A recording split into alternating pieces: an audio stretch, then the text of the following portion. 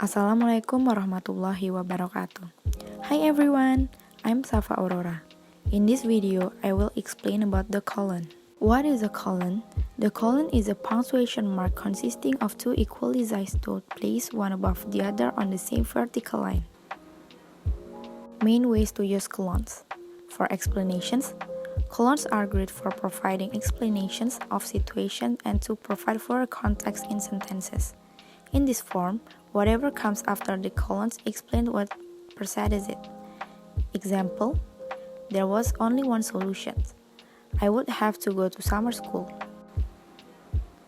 For descriptions, to make a sentence more descriptive, you can add a colon followed by details about a sentence's subject. Example, I couldn't believe her outfit. Striped pants, plaid tank top, polka jacket, and a rainbow socks.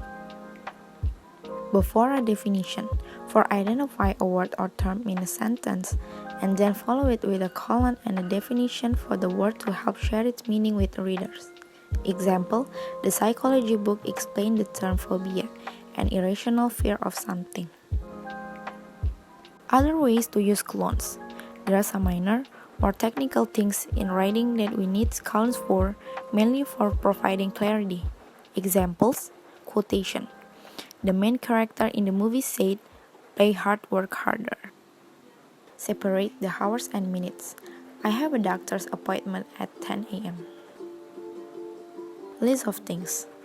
I have 3 ways to get to school: walking, biking, or taking a bus.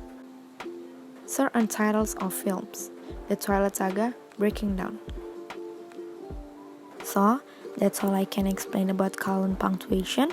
Thank you for watching. See you. Assalamualaikum warahmatullahi wabarakatuh.